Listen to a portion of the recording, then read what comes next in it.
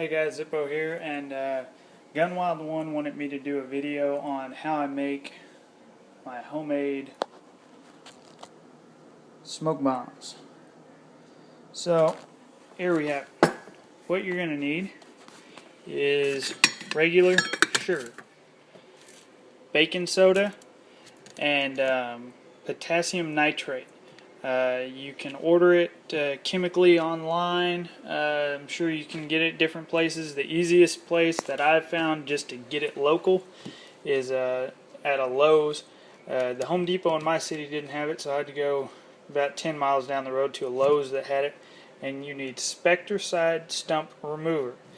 Do not do what I did and think that all stump removers and products in that line are made alike. They are not. It needs to be Spectracide stump remover. It may work with another chemical, but you need to read on it and make sure that what it contains is potassium nitrate, I believe. For this, you gotta, no, it's the one on the back. You gotta peel the stupid label off. And if you look right there, warning. If I can get it to focus. There we go. Warning, contains potassium nitrate. And that's what you need. Don't get the off-brand stuff because it may not contain potassium nitrate. And one of the other chemicals used in commercial stump removers, when heated and added with these chemicals, creates a very noxious, poisonous gas. And I learned that the hard way and was running around in my kitchen with my gas mask on.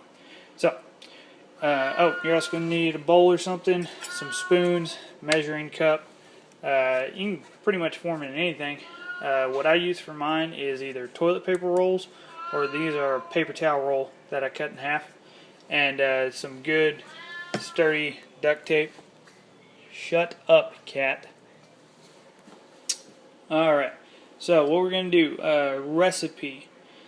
Let's see if I can set the camera down where y'all can watch and I can talk at the same time. I doubt it. We'll figure it out. That may work. Alright, you're not going to be able to really see me. Now I'm going to try to do this by memory.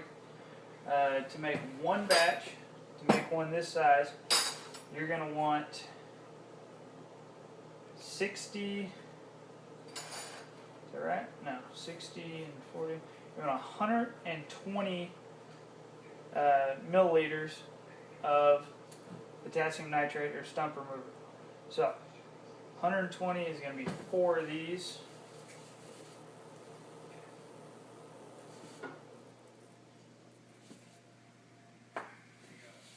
One.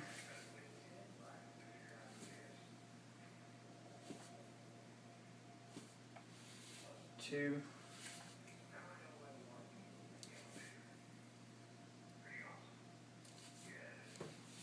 3.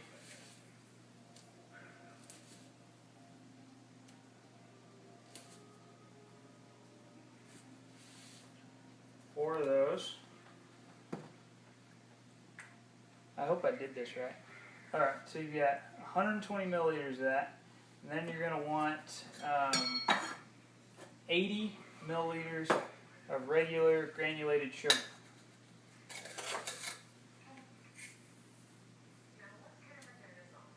That's 30, 60,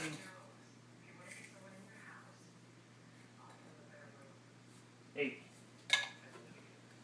And you're going to want 2 tablespoons of baking soda. Now the baking soda is what makes it burn slower. For mine, I want them to burn fast and produce a lot of smoke quickly for cover. So I kind of skimp a little bit on the baking soda. Bring it over here. Mix it together and I'll be back in just a second. Alright guys, I'm back. Sorry about that. I was filming. Somebody called me, messed up my whole order of operations. What we have here is once you mix all your potassium nitrate and your sugar and your baking soda together, you put it on the stove in a pot. Now this is not going to ruin any pot if you want to use a pot that you already got, but the cleanup is really difficult. That, and I'm not entirely sure that it doesn't ruin the pot, so you may want to go out and get you a cheap, trashy metal pot to do this in. The other thing, you want to put it on a medium to low heat, because what you're actually doing is caramelizing that sugar. Now I'm going to keep stirring this, and I'll come back in just a second. It's going to look like peanut butter when it's ready to go. But you're caramelizing that sugar, so you want to keep it moving so it don't burn. See, like it's kind of burning down there. So I'm going to cut this film off, and I'll be back in a second when it's about done. Alright guys, I'm going to try to do this really quick. This is your consistency. Looks about like peanut butter. When it's ready to go, I'm going to set down the camera and y'all can watch me try to do this. Another thing, I tried to set down some wax paper down where I'm working and where I'm going to be pouring this stuff. You're going to turn your heat down a little bit once it's ready, just because this stuff is a mess. And right now it looks all liquidy and soupy, but when it hardens, it is going to be like a rock. So you do not want to let it cool on anything. Move that pot a little bit so y'all can see what I'm doing.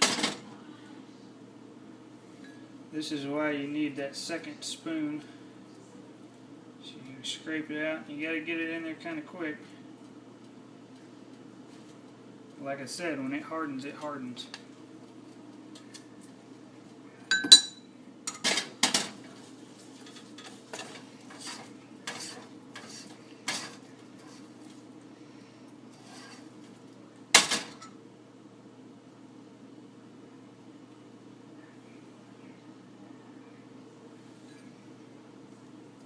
Probably a lot better ways to do this, but I ain't figured them out yet.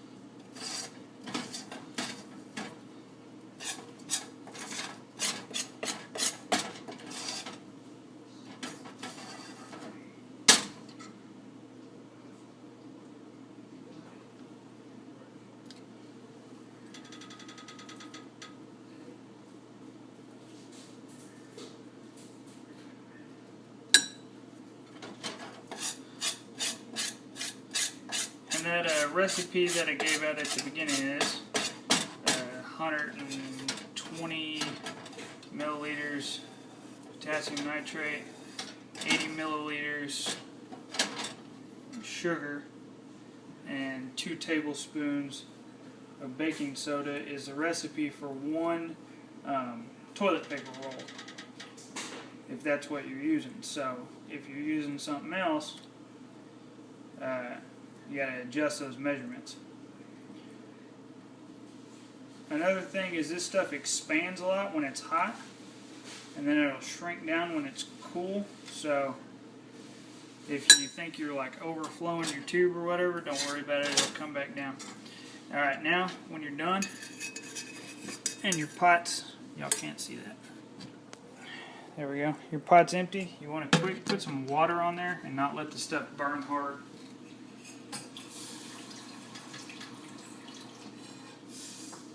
Even though the water kind of cools it, but just come over here to look at our tube. Put some light in there, and that's your tube. Now what's going to happen is right now this stuff is really hot. That's why you're going to want a pot holder or something to pick this up or do anything with it. We're going to give it a few minutes to cool down, but before it finally hardens, we're going to come back and do some other stuff. So you just kind of pay attention to it. You can poke it to see how consistent it is and stuff. And what we're going to do when we come back is poke a hole down in it. So we'll let it cool off a little bit, and then we'll come back and finish her off. Another quick tip is while it's cooling, it's going to want to try to cave down in the middle, and you'll have these high walls. So as it's kind of cooling, you can take a spoon and just go around the outside gently like that and push it down so it won't cave in like that, and as it cools you'll get a nice flat top on top. Alright, finishing up as it cools down, but it's still a little bit malleable. Take a pen or a pencil or something You want to push a hole straight down. Sorry about the lighting. Straight down through the middle. Just kind of twist it so it don't get stuck. And it should come right out if it's hardened enough. And I'm going to stick mine in the freezer and let it cool down, and be back in just a little bit. Side note, while we're letting that stuff cool down, easiest way to clean out your pot and your spoons and anything that's got that hard stuff hardening down on it is just put it back in the pot, fill it up with water, put it on a medium heat, and by the time it gets to start boiling, it'll all be liquefied and it'll melt it down, the caramel binder in there, and you should just be able to pour it down the drain and rinse it out with water, and you got a nice new clean pot again. Alright guys, we're done. Pulled it out. I had a little bit of a problem. My pencil broke, but I think it'll still work. We'll find out right now. Got a little bit of Canon fuse because I own a Canon, so fuse is an easy thing for me. See how far that's going down in there. It's not going all the way in there, but oh wait, I may have found a little gap in there. It'll go in there plenty far enough to do what I need it to. Actually, I'll tell you what I'm going to do.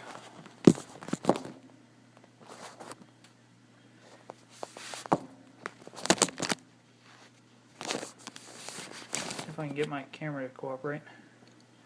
I'm going to take the fuse. Since I've noticed this fuse is a lot longer than I need anyways. And I'm going to tie a knot in the bottom, and that'll just act as more of a burning surface area to get it going. So that'll work well. Alright, you're going to stick your fuse down in the hole that you got. Get you some cotton balls. Tear them in half if you need to. I really don't have to because it's got a pretty good hole in it. I'm using a little barbecue skewer thing, but push them down in there. Sometimes you can get away with one, sometimes you need 1.5, 2. Just keep putting that cotton down in there, pressing it down in. Another half of one. That'll do it. And just keep pressing it down in there until you can't fit no more in there. And that will anchor your fuse in, so you can't just pull your fuse right out. Now, if you yank on it hard enough, it'll still come out, but just don't do that. Alright, now you're just going to fold your ends over and duct tape it up and make it look nice. And voila, that's what you'll have. Hope y'all enjoy. Good luck. Don't be stupid. If you blow yourself up, don't blame it on me. I just wanted to add one more thing on here. When you fold these down, you want to make sure there's a opening hole about that big for the smoke to come out, like you can see on that one that's done.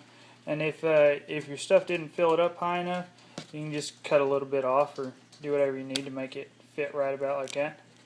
And I figured while I had the camera, I'd go ahead and show you how. Well, no, I'm going to set it down somewhere. That might work. You'll sort of be able to see what I'm doing.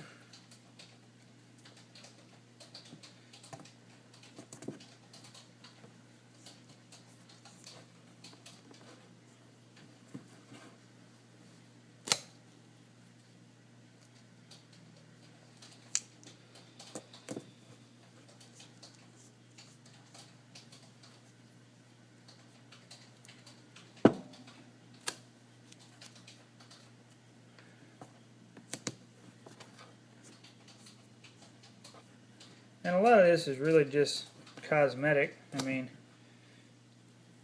you make the material and you light it on fire. Everything else is pretty much an add-on, just to make it kind of look cool.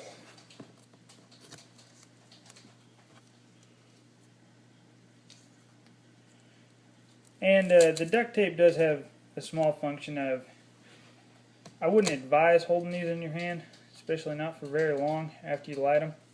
Maybe just long enough to get the smoke to start going, but the duct tape will shield your hand from the heat.